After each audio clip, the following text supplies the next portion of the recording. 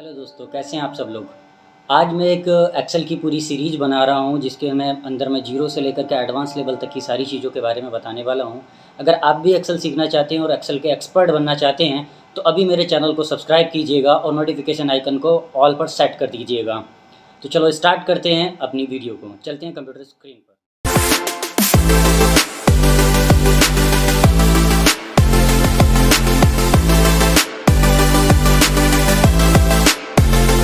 तो दोस्तों आ चुके हैं अब हम अपनी कंप्यूटर स्क्रीन पर। सबसे पहले मैं आपको बताता हूं कि किस तरीके से आप अपने एक्सेल को ओपन करोगे।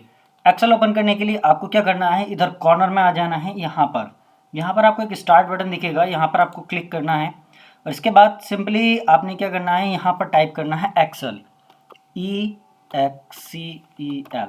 ऐसा करते ही आपके सामने एक्सेल आ जाएगा, आप इस पर क्लिक कर देंगे। क्लिक करने के बाद आपका एक्सेल ओपन हो जाता है। एक्सेल ओपन होने के बाद अभी जो आप ये स्क्रीन देख पा रहे हो, इस स्क्रीन को हम कहते हैं बैकस्टेज व्यू।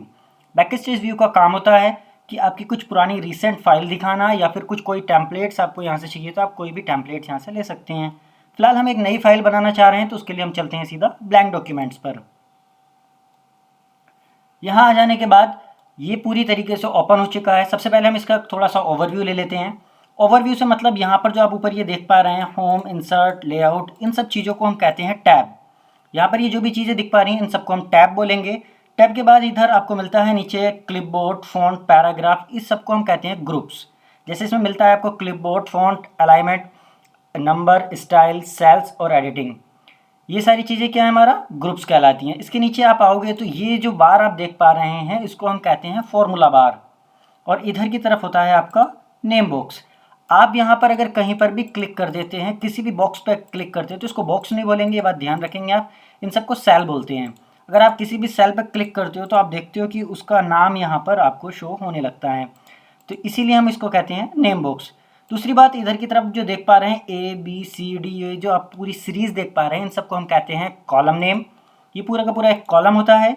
इसके बाद इधर की तरफ जो आपको नंबर दिख पा रहे हैं इन सबको हम कहते हैं रो।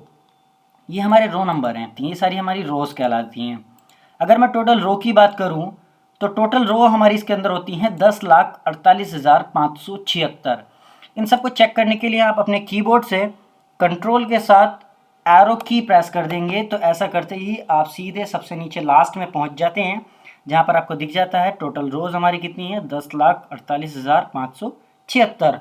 इसको वापस जाने के लिए आप कंट्रोल के साथ अप की प्रेस कर देंगे, अप एरो की, तो आप सीधा स्टार्टअप पे आ जाओगे। वैसे ही आपको लास्ट कॉलम अगर आपको देखना है तो कंट्रोल के साथ आप अपनी राइट एरो प्रेस करते हैं। ऐसा करने से आप लास्ट कॉलम पे आ जाएंगे। लास्ट कॉलम का नाम हमारा होता है XFD। इसके बाद अगर आपको वापस जाना है तो आप सिंपली कंट्रोल के साथ लेफ्ट की प्रेस करते हो और आप बिल्कुल डायरेक्टली स्टार्टअप पे आ जाते हो। तो आज की क्लास में हम बात करने वाले हैं एक मार्कशीट के बारे में। आज हम एक मार्कशीट डिज़ाइन करेंगे। मार्कशीट डिज़ाइन करने के लिए हम एक पहले छोटा सा डेटा रिकॉर्ड बना लेते हैं। मैंने सबसे पहले जैसे कि यहाँ पर लिखा रोल नंबर।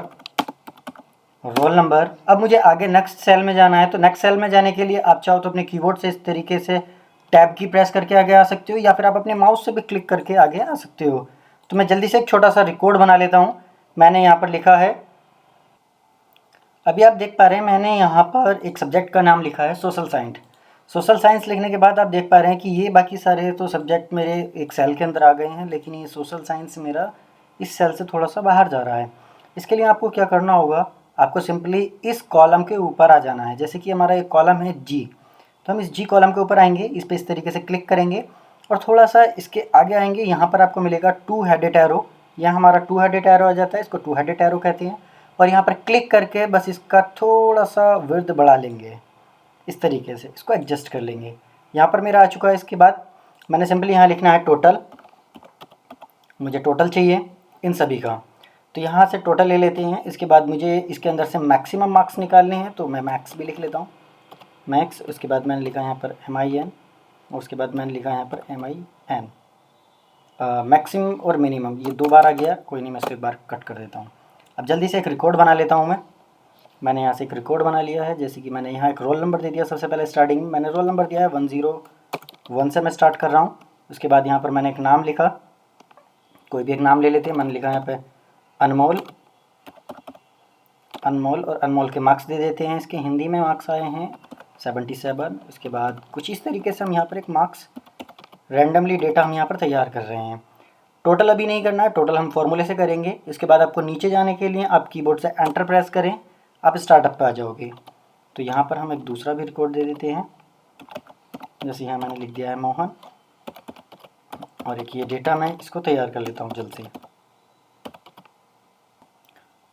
तो ये डेटा मैंने तैयार कर लिया है जल्दी से, इनको लिख करके यहाँ पर आप भी इस तरीके से अपना डेटा जल्दी तैयार कर लेंगे।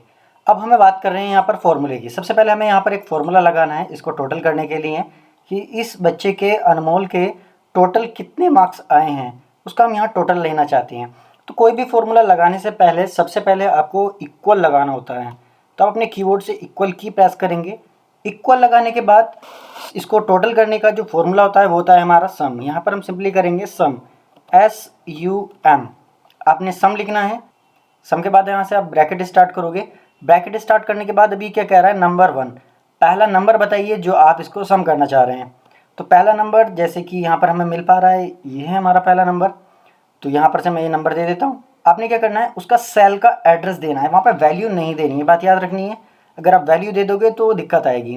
तो हमें डायरेक्टली इसका सेल एड्रेस दे देना है। सेल एड्रेस इसका क्या होगा, ये हमारा C कॉलम के अंदर है और रो नंबर हमारी कौन सी है, 5 है। तो इसलिए इसका सेल एड्रेस यहाँ पर आ गया है C5। तो पहला नंबर हमने दे दिया है। इसके बाद यहाँ पर आप देखेंगे छोटा सा आपको मिलता है कोमा, तो हम यहाँ से लगाएंगे इसमें कोमा। हमने C5 दे दिया, उसके बाद हम यहाँ से लगाते हैं कोमा। कोमा लगाने के बाद अभी आप देख सकते हैं कि हमारा नंबर 2 थोड़ा सा डार्क हो गया है, यानी ये हमसे पूछ रहा है कि आप अपना नंबर 2 बताइए। तो नंबर 2 का हमारा सेल कौन एड्रेस क्या है, नंबर 2 का हमारा सेल एड्रेस है D5, बिल्कुल ठीक, D5। इसके बाद मैंने यहाँ से कॉमा दिया, उसके बाद नेक्स्ट सेल हमारा आ जाता है E5 कॉमा, उसके बाद ये नेक्स्ट पूछ रहा है F5, बिल्कुल ठीक। F5 के बाद क्या आ जाएगा, G5, ठीक है। तो हमने पूरी की पूरी रेंज इसको बता दी है, हमने सारी चीज़ें इसमें बता दी हैं। बस अब आपको क्या करना है, देखो आगे तक अगर आपके पास और भी ज़्यादा वैल्यू होती तो आप इसी तरीके से उसको ऐड करते चले जाते, लेकिन हमारे पास जो वैल्यू जो हमें प्लस करनी थी वो यही ऐड करनी थी। बस ये हमारी कंप्लीट हो गई हैं। अब हमें क्या करना है, अपने कीबोर्ड से इसका ब्रैकेट को बंद कर देना है। ब्रैकेट बंद करेंगे और उसके बाद आप एंटर प्रेस कर देंगे। ऐसा करते ही ये सारा का सारा प्लस होकर के यहाँ पर आ चुका है। फॉर्मूला लगने की खासियत ये होती है कि अगर आप यहाँ से अगर किसी भी सब्जेक्ट के मार्क्स अगर आप चेंज करोगे और जैसे ही आप एंटर प्रेस करते हो तो आप देखते हो कि उसका टोटल ऑटोमेटिकली चेंज हो जाएगा। ठीक है, एक बार और देख लेंगे यहाँ पर, इक्वल्स टू सम। इसके बाद आपने ब्रैकेट स्टार्ट किया। अभी देखो हमने एक अलग तरीके से लगाया था, हमने क्या करा था, वहाँ पर एक एक वैल्यू को टाइप किया था। अभी मैं यहाँ पर क्लिक करने वाला हूँ, मैंने पहले पे क्लिक किया, उसके बाद कॉमा, उसके बाद आप दूसरे पे क्लिक करेंगे, फिर कॉमा, फिर यहाँ, उसके बाद यहाँ। यानी आप क्या कर सकते हैं, इसको क्लिक करने के बाद भी इसका सेल एड्रेस दे सकते हैं, लेकिन एक बात का ध्यान रखना है, क्लिक करने से पहले आपको कॉमा लगा लेना है। देखो अगर मैं यहाँ पे कॉमा नहीं लगाता हूँ और इस पर इधर क्लिक कर देता हूँ तो वो अभी एक ही सेल को ले रहा है। तो उसके लिए पहले अपना कॉमा लगाना है, उसके बाद अपना दूसरे सेल पे आप क्लिक करेंगे और फिर ब्रैकेट बंद करेंगे और एंटर। ठीक है, इसको इस तरीके से आप कर लेंगे। एक बार और इसका एक और बहुत आसान तरीका होता है, मैं वो भी आपको बता देता हूँ। हमने सिंपली लिखा इक्वल्स टू सम। सम लिखने के बाद आप क्या कर सकते हो, पूरी की पूरी रेंज को इस तरीके से सिलेक्ट कर सकते हो। पूरी की पूरी रेंज हमने इस तरीके से सिलेक्ट कर दी है और बस अब ब्रैकेट बंद करो और एंटर, तब भी ये पूरा सम होकर के आ जाता है। इसके अलावा इसका एक और तरीका होता है, मैंने यहाँ पे लिखा सम, उसके बाद आपने किया ब्रैकेट स्टार्ट। ब्रैकेट स्टार्ट करने के बाद आपको देना है पहला सेल। पहला सेल हमारा कौन सा है, इसका C8, तो मैंने बताया C8। C8 देने के बाद आप यहाँ पर लगाएंगे कॉलन। आप एक कीबोर्ड से कॉलन की प्रेस कर देंगे इस तरीके से, कॉलन आ जाएगा और अपना लास्ट सेल बताएंगे। लास्ट सेल हमारा कौन सा है, G8, तो मैंने यहाँ से की इसको टाइप कर दिया है G8। आप देखते हैं कि उसने पूरी की पूरी रेंज सेलेक्ट कर ली है और बस ब्रैकेट आपने बंद करना है और एंटर कर देना है। क्लियर है, बहुत आसान है। एक बार और फिर ट्राई करते हैं, इक्वल्स टू सम, और आप सिंपली आप चाहो तो इसको इस तरीके से भी सिलेक्ट कर सकते हो और फिर एंटर कर देना है। ठीक है, और ये भी हमारा कंप्लीट हो जाएगा। इतना क्लियर हो गया होगा। अगर आपको समझ आ रहा है अभी तक तो वीडियो को लाइक कर दीजिएगा। वीडियो को लाइक करने के साथ साथ अगर कोई भी कन्फ्यूज़न है तो आप कमेंट करके मुझसे पूछ सकते हैं। इसके बाद हम बात कर रहे हैं अब नेक्स्ट फॉर्मूले की, जो कि हमारा मैक्सिमम है। ये क्या करेगा, इनमें से हमारे मैक्सिमम मार्क्स निकाल करके बताएगा कि इस बच्चे के किस सब्जेक्ट में सबसे हाईएस्ट मार्क्स हैं। तो बिल्कुल सेम प्रोसेस है जैसे हमने यहाँ सम में किया है, ठीक उसी तरीके से आपने सिंपली इक्वल्स टू लगाना है और उसके बाद यहाँ लिख देना है मैक्स, यानी मैक्सिमम, और फिर ब्रैकेट स्टार्ट करेंगे। और देखो पहले की तरह बिल्कुल सेम पूछ रहा है, पहला सेल, उसके बाद दूसरा सेल, उसके बाद तीसरा सेल।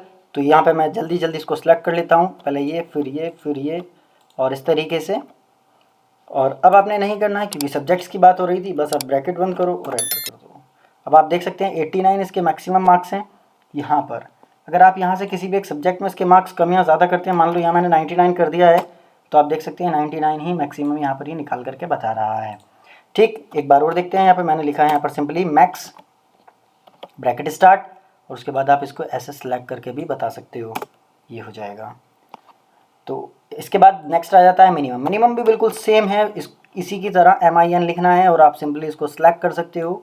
ये क्या करेगा, मैक्सिमम का अपोजिट काम करेगा, यानी ये छोटी वैल्यू निकाल करके आपको दे देगा। देखो एक बार फिर से मैंने लिखा है यहाँ पर MIN ब्रैकेट स्टार्ट। मैं इस बार एक एक सेल नहीं दे रहा हूँ, मैं डायरेक्टली सिलेक्ट कर ले रहा हूँ इस तरीके से। तो ये बताएगा इस पूरी रेंज के अंदर सबसे छोटी वैल्यू कौन सी है। तो उम्मीद करता हूँ सभी को बहुत अच्छे से क्लियरली समझ आया होगा। दोस्तों आपको वीडियो मेरी कैसी लगी लाइक करिएगा और कमेंट करके मुझे बताइएगा, और मेरे इस चैनल को सब्सक्राइब भी कर लीजिएगा। बहुत ही जल्द आपकी नेक्स्ट वीडियो आने वाली है।